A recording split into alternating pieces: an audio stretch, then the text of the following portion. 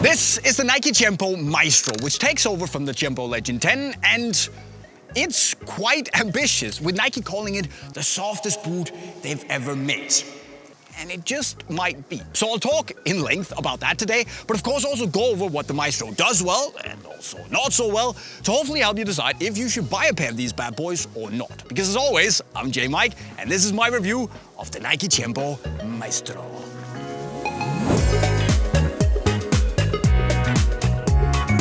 Yeah, after 20 years and 10 generations, it's time to say goodbye to the Tiempo Legend. Back in 2005, it was the boot of the creative playmaker, and that's the vibe Nike want to bring back, with a boot made for the instinctive dribblers and the big difference makers. Now, that's all well and good, but if I'm honest, what I really care about is the change that Nike has made to the boot. And on the Tiempo Maestro, there is one big one, and that is the upper. So the package here is called Techleather, and it aims to offer everything K-Leather offers, but just in a more consistent package. So Nike say that it's 10% lighter than K-Leather, that it absorbs 29% less water than K-Leather, and also that it's softer. Not just softer than the FlyTouch Plus from the Legend 10, which is definitely the case. I mean, this is so soft that it makes the FlyTouch feel like cardboard. But Nike actually say that in testing, this is softer than K-Leather. That's a big claim. And look, while you can't replace K-Leather, what Nike have done here with Techleather is hands down pretty outstanding. It's easily the softest Nike upper I can think of, and probably also has to be the best synthetic leather upper I think I've ever tried on a pair of football boots. And I don't say that lightly because there are some amazing alternatives out there, but it's just the way it's so malleable and adaptable and pliable is just, it's just wild, straight out of the box. It legitimately feels buttery soft around your foot when you take it out of the box. And the way it just feels like, you know, it's so amazing to step into. It just wraps closely around your foot in a way that feels almost as if it melts around your foot. And I realize saying those words, it sounds like I'm wildly over-exaggerating just to sell you on the boot. But it's just so genuinely nice and has that wow factor to the point where I've just put my test boots on at home to just feel them. And yeah, my wife thinks I'm really weird, which is probably also the case, but they're just nice. Slipper-like, you know. It's a crazy material, this. And when you compare it to K-Leather, Techleather also feels softer and a little bit more pliable.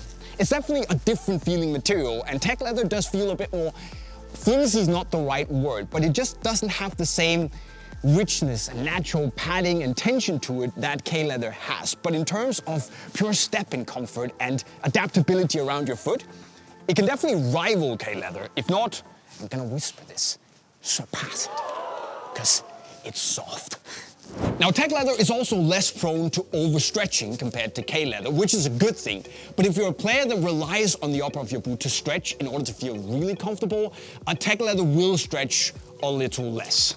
The good thing for me though is that I didn't need the upper to stretch because of how good the shape of the Maestro is. There's a decent amount of width in the forefoot, feels very comfortable, and actually a fraction more width compared to the Tiempo Legend 10. And to me at least, it feels very, very serviceable for most foot types. There's gonna be room for everyone and most players should feel at home. And that's actually despite the toe box being relatively low and pointed, which personally I like, but Techleather is just so soft that it just easily molds around your foot, leaving no tightness, no pressure points. It's just all butter and love around your foot.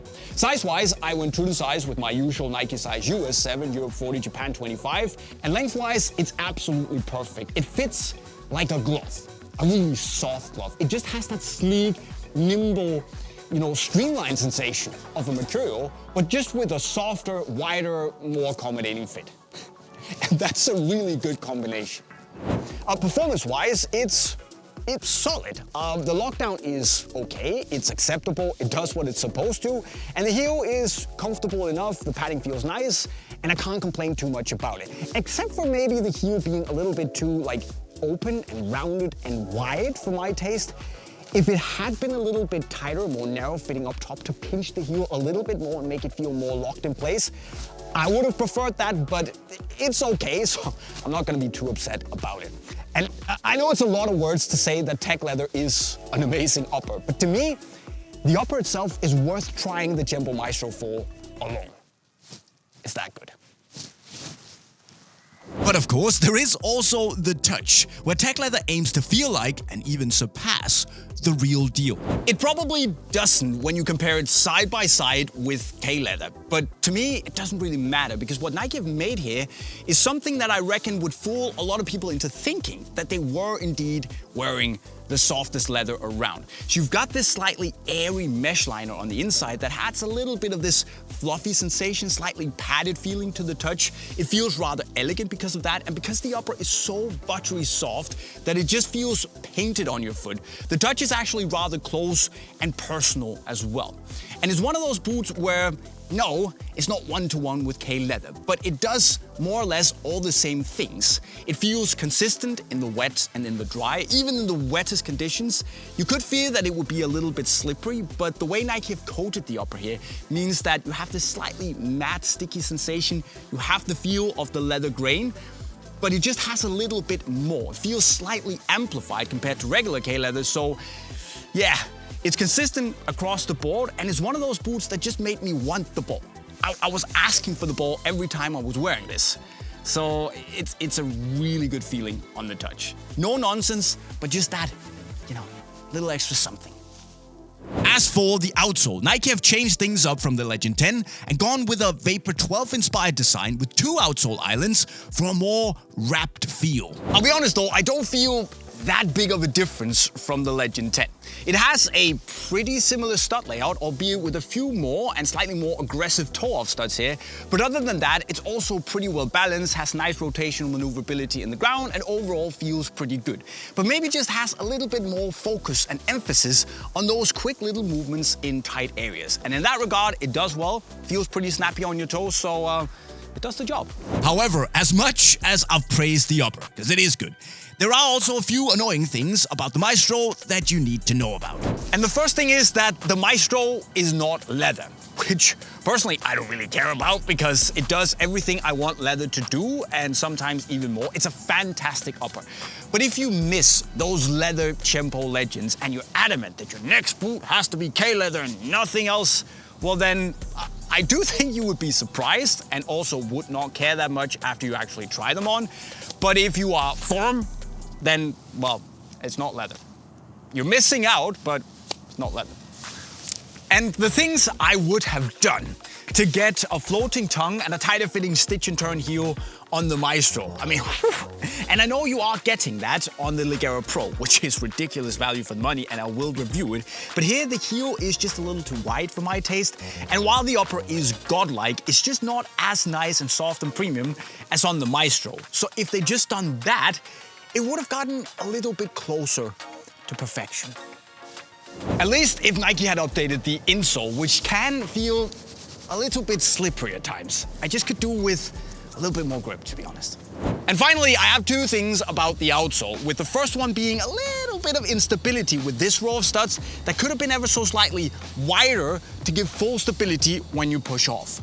And the other thing is that I have had occasionally a few spots of stud pressure right here when I push off like that. Is it a big deal? No. Can I live with it? Yes. But now I've mentioned it. At the end of the day, I think the Tiempo Maestro Elite is low-key a late contender for boot of the year, because that upper is phenomenal and does something very unique. To me, it somehow feels as if it, spiritually at least, continues what the Nike CTR 360 Maestro set off to do back in the day. Fueling, empowering that offensive-minded, creative vibe when you're out there. Just in a sleeker, faster, more modern package that somehow feels a little bit more, dribble happy and just intricate. And yes, I know that it's kind of controversial to go away from the Tiempo Legend name, and I'm sad that it goes, but honestly, the Tiempo might have needed a little bit of a reboot. And I think going in a new direction, making it more offensive-minded, especially when you have a soft upper like that, might have been what the Tiempo has needed for a while to make it still stay relevant. And when the upper is this good, look, I'm not gonna have any complaints, but I'm really interested in hearing what you guys think. Let me know in the comment section right down below. Remember that you can buy this from Unisport in the link right over there, or at least sign up to do it.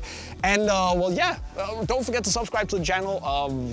Like, if you've done that already. I'm signing off, cheerio. Gonna go home and put these on.